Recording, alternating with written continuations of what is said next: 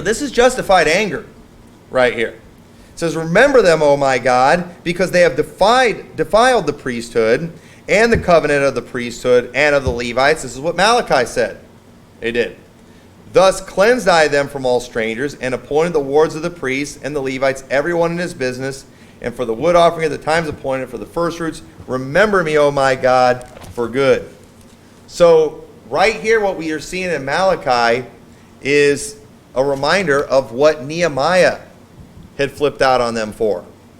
This was a very bad thing that they had done, and intermingling, and they had intermingled to the point where their children didn't even fully speak the Hebrew language anymore.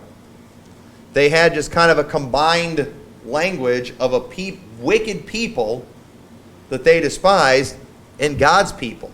This was a shame and an embarrassment to Israel, and it made Nehemiah mad. Nehemiah, who had been in captivity, and remember, Nehemiah was the king's cupbearer. Nehemiah was like that missionary. I used to see this back in the days before social media. I remember, and I would always talk to missionaries about this. These missionaries, they would go over to these foreign countries for several years, and then they would come back, and it was like they remained the same, but everybody else had changed. And I would always ask them, what have you noticed? Because the changes we see are often so gradual that we don't notice them. But missionaries, they would come back, and it was like, whoa, this is acceptable in church now? Oh, we're singing these kind of songs now? We're wearing these kind of clothes now?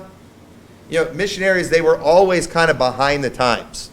Because they would go to these other countries, and they'd get really close to the Lord during that time, because all they had was the Lord. Now, today, missionaries are the most trendy ones. You know why? Because they go over to these other countries and they spend all their days on social media seeing what the culture is doing. And so today, it's completely different with missionaries. They are right with the program. You know, they change right along with everybody else, sadly. But Nehemiah, while he had been in captivity, he remained the same.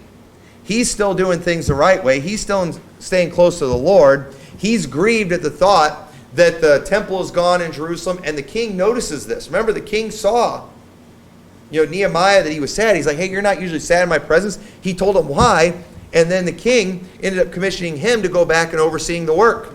So imagine Nehemiah's shock when he comes back and he sees that, whoa, I was faithful when I'm in this foreign country around a bunch of pagans. You all are at least here in Jerusalem.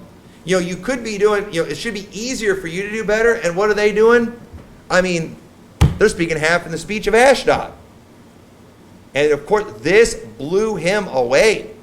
He hadn't been following what they were doing on Facebook for the last 70 years to see what the trends were. He thought he was going to go back there and it was going to be like it was before. And it wasn't. And it made him very angry, and rightfully so. And I miss those days when those missionaries used to come back, because it was often convicting. You'd see that they still dress the same way they did 4 years ago. They did all those things the same. They didn't change with everyone else. But social media has ruined that for missionaries today. They're the first ones to go anymore.